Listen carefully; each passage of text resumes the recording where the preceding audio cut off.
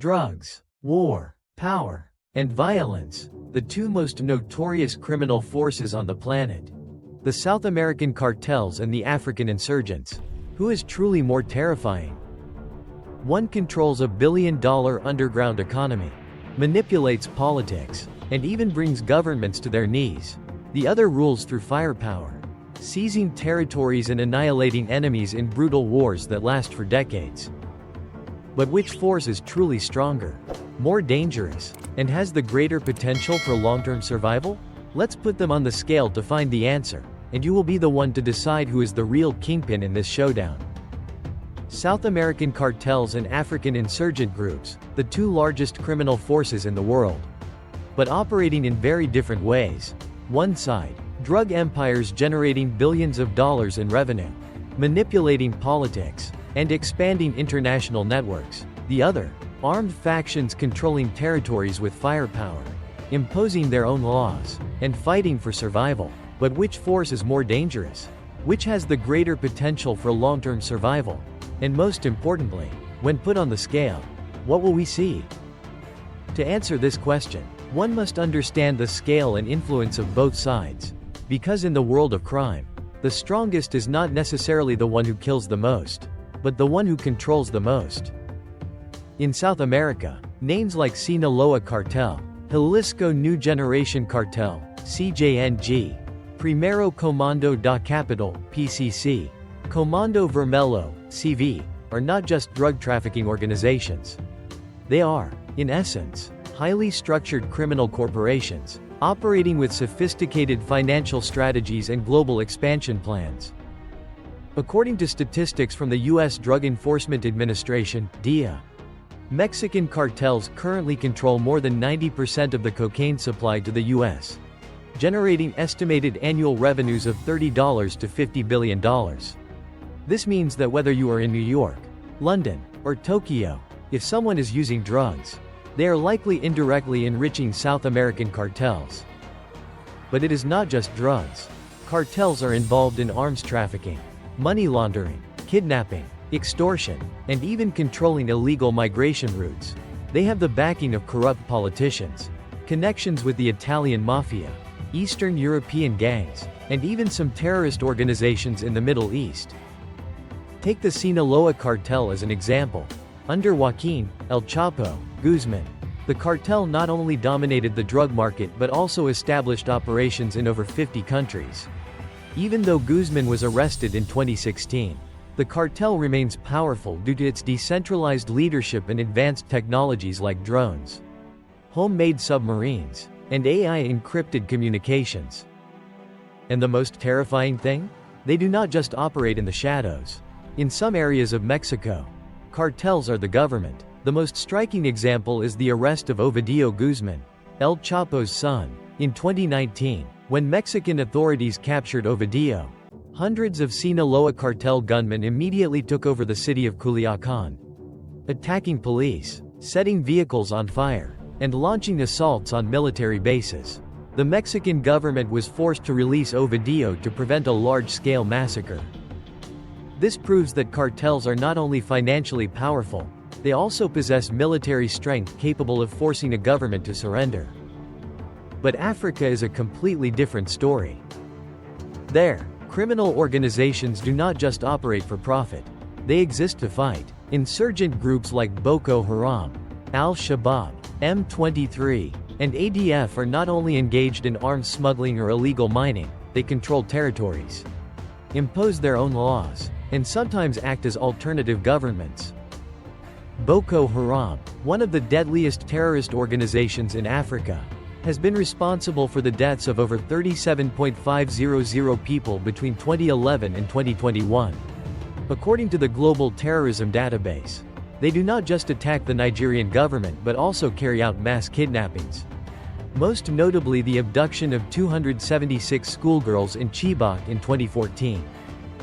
In the Democratic Republic of Congo, the M23 rebel group controls resource-rich regions, particularly coltan mines, a critical mineral used in electronic devices. This means that your smartphone may be indirectly funded by the blood of Congolese civilians forced to work in these mines.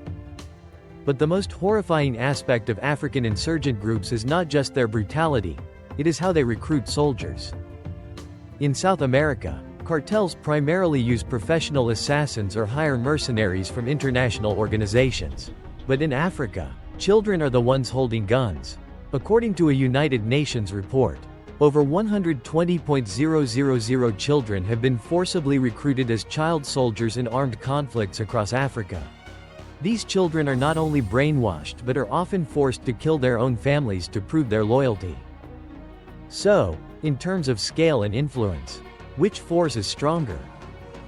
If we consider global reach, South American cartels are undoubtedly superior. They operate in multiple countries, have massive money laundering networks, and possess the ability to manipulate politics at an international level. However, if we assess territorial control and the ability to maintain power through sheer force, African insurgent groups are unmatched. They do not just control the underground economy, they control people, land, and resources, turning entire regions into their own domains. So, between these two forces, who is more terrifying? Cartels, with wealth and hidden power? Or insurgents, with the ability to overthrow governments and wage endless wars? The answer is not simple.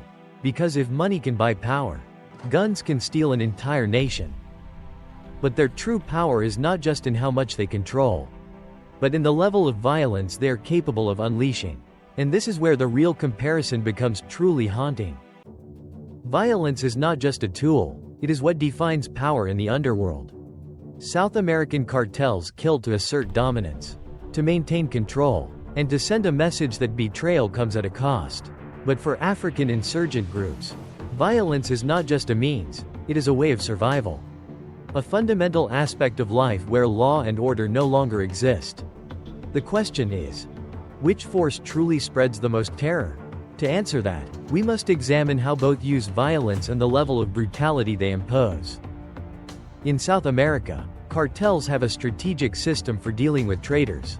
They do not just kill, they turn deaths into warnings for the entire community. If a member is suspected of being an informant, he might be tortured for hours, hung from a public bridge with a sign saying, "This is the fate of traitors." Executions are recorded and spread online, not just as punishment but to instill fear. Some cartels, like CJNG, have introduced horrifying methods of torture, such as flaying victims alive or beheading them and displaying the bodies on the streets. Statistics from the Institute for Peace and Violence in Mexico reveal that since 2016, there have been over 30,000 cartel-related murders annually. More disturbingly, governments are often powerless against these crimes, as even law enforcement agencies are infiltrated and controlled by cartels. However, no matter how brutal cartels are, most of their victims come from the underworld, rivals, informants, or those who dare to oppose them. They rarely engage in random massacres targeting civilians. But in Africa, there are no such boundaries. Insurgent groups can kill anyone, anywhere, sometimes without reason. Attacks on civilians are not accidents, they are part of a territorial control strategy. A village may be burned to the ground, hundreds slaughtered, simply to send a message that resistance is futile. Organizations like Boko Haram do not just kill, they kidnap women and children, turning them into sex slaves or child soldiers. Kids as young as 10 years old are forced to take up arms and kill their own parents to prove their loyalty.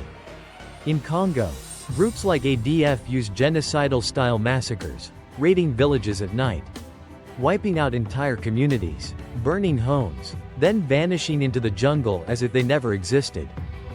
Since 2010, reports from the United Nations estimate that over 5 million people have been killed in conflicts caused by insurgent groups in Central Africa. This staggering number far exceeds cartel-related deaths. The fundamental difference between the two lies in how they use violence to maintain power. Cartels kill to maintain their market, ensuring no one dares to challenge them. Their targets are clear: traitors, police, and rival organizations. But African insurgents use violence to dominate territories. A region only truly belongs to them when those who once lived there are either wiped out or forced into submission. A cartel might kill hundreds in a year, but an insurgent group can annihilate an entire village in a single night. But does the level of brutality alone determine who is more dangerous? Or does true power lie in the ability to challenge governments? Because in the world of organized crime, no group can survive long without a strategy to counter state authorities. And this is where cartels and insurgents take entirely different approaches. Violence can spread fear, but to truly dominate, a criminal organization needs more than that. It must confront the government, manipulate the legal system, or even surpass the state itself to become the true controlling force. This is the clearest distinction between South American cartels and African insurgent groups. One uses money to manipulate power, while the other uses weapons to seize territory. But which is more dangerous when facing the authorities? In South America, cartels do not necessarily declare war on the state. They understand that a direct military confrontation would only lead to their downfall. And that is not how they operate. Instead, they infiltrate the system, bribe police officers, corrupt politicians, and control the underground economy to ensure that the government becomes part of their plan. If a young officer joins the force, he is given two choices: accept the bribe and look the other way, or refuse and be killed. This is not a real choice, it is an imposed reality. Because of this, cartels do not need to fight to survive, they just need to ensure that those in power work for them. However, there are moments when cartels are forced to confront the government. The rescue of Ovidio Guzman in 2019 is a clear example of how a criminal organization can overpower a national military force. Within hours of the Mexican army capturing Ovidio, hundreds of Sinaloa cartel gunmen took to the streets, blockading the city, attacking police stations, torching military vehicles, and rendering the government powerless. The Mexican government faced a difficult decision: keep Ovidio in custody and risk thousands of innocent deaths, or release him to prevent a massacre. In the end, they chose the latter. A sovereign government was forced to surrender to a criminal organization. This proves that cartels are not just street gangs, they are a force capable of overwhelming the state when necessary. Yet, no matter how powerful they are, cartels do not completely control the government.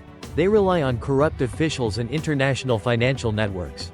If one day, the authorities were truly determined to eradicate them, cartels would struggle. But in Africa, the story is entirely different. There, insurgent groups do not need the government's approval, they become the government. Rebel groups like Boko Haram, Al-Shabaab, and M23 do not just operate like gangs, they function as fully fledged military organizations. They have their own territories, armies, taxation systems, and governance policies. In many parts of Africa, the central government has little to no control. The law does not exist. What remains is the law of the jungle. Dictated by insurgents, a group like Boko Haram can control millions of people without any cooperation from the government. They do not bribe police officers, they kill them. They do not pay off politicians, they assassinate them. They do not negotiate with the state, they create their own state. But what makes insurgents truly dangerous is their ability to sustain warfare for decades. A cartel may control the underground economy, but if the drug market collapses, they are in trouble. Insurgents, however, do not need a specific market to survive. As long as war exists, they exist. That is why they can operate for decades without being eradicated. Boko Haram has been active since the early 2000s and shows no signs of disappearing. In the Democratic Republic of Congo, groups like ADF have been waging war for over 30 years, continuing to massacre civilians. A cartel can collapse if its financial system is destroyed, but an insurgent group can only be eliminated if its entire controlled region is wiped out. And that is nearly impossible. So, when it comes to facing the government, who is more dangerous, South American cartels or African insurgents? Cartels may control governments, but they still rely on the system to function. Insurgents do not need governments, they survive independently. This is the greatest difference. One side operates within the system, while the other creates its own system. And this leads to an even bigger question. Who has a greater chance of long-term survival? An organization built on financial power or one built on perpetual war? A criminal organization's survival depends on multiple factors. Is it money, power, Or the ability to instill fear that ensures its longevity? History has shown that no force is immortal. Powerful crime empires like the Italian Mafia, the Japanese Yakuza, and the Chinese Triads have all seen their golden eras before gradually declining. However, South American cartels and African insurgent groups tell a different story. These organizations have not only survived for decades but continue to expand and adapt to political and economic shifts. The question is, which of the two is more likely to outlast the other? South American cartels are not reckless organizations. They operate with stable financial structures, global money laundering networks, and exceptional adaptability. If one country cracks down on their operations, they relocate. When the US demand for cocaine drops, they expand into Europe and Asia. When borders tighten, they invest in new trafficking technologies, from homemade submarines to drones. This explains why, despite countless arrests of drug lords and anti-narcotics campaigns, cartels persist and thrive. A United Nations report estimates that the global drug trade is worth over $600 billion annually, with cartels controlling a significant portion. With this vast financial power, they bribe politicians, purchase weapons, and buy the silence of those who should be fighting them. However, cartels have a critical weakness. They need a functioning market to sustain operations. If there were no drug buyers, if financial systems became too regulated, cartels would struggle. This is why the US government often targets cartel finances, because if the money flow stops, the organization weakens. History proves this strategy works. The Medellin cartel, once ruling Colombia under Pablo Escobar, collapsed when Escobar was eliminated and smuggling routes were cut off. This shows that no matter how powerful a cartel is, it still depends on external factors for survival. African insurgents, however, do not rely on external systems. They do not need customers, banks, or sophisticated smuggling networks like cartels. They only need war. This is the biggest distinction between the two. While cartels rely on economics, insurgents thrive in chaos. A group like Boko Haram does not require an international market. They just need conflict to continue. That is why they can survive for decades without being eradicated. Some believe that if governments were truly determined, they could eliminate groups like Boko Haram. But the problem is not destroying one group. It is the system that creates them. A cartel may collapse if its leader is killed. But for insurgents, leadership changes do not matter. If one leader dies, another takes his place. If one group is eliminated, a new one rises. This has been a recurring pattern in African history. Al-Qaeda weakened, ISIS emerged. When one insurgent faction is defeated, another takes its territory. Unlike cartels, insurgents do not operate under a centralized structure. They are part of a broader political and social landscape. But does that make insurgents stronger than cartels? Not necessarily. In fact, their longevity is also their greatest weakness. No criminal organization can operate forever without facing resistance. A cartel cannot remain in the shadows indefinitely without law enforcement closing in. Similarly, an insurgent group cannot maintain control without eventually needing stable governance. In the end, neither cartels nor insurgents are truly invincible. So, who will last longer? Cartels may collapse if the drug market disappears, though this is unlikely in the near future. Insurgents may be eradicated, but only if political instability ends. The real answer lies in which organization can adapt better. And in that sense, both still have a long road ahead. So, who is truly invincible, the cartels, with their wealth and underground power, or the insurgents, with their weapons and territorial control? Can money buy absolute power? Or is warfare the ultimate key to survival? There is no definitive answer to this question. But one thing is certain: both forces will continue to dominate the criminal world in their own ways. What do you think? Share your thoughts in the comments and join the discussion on who is the most dangerous. If you enjoyed this content, don't forget to like, share, and subscribe so you don't miss out on more intriguing topics like this.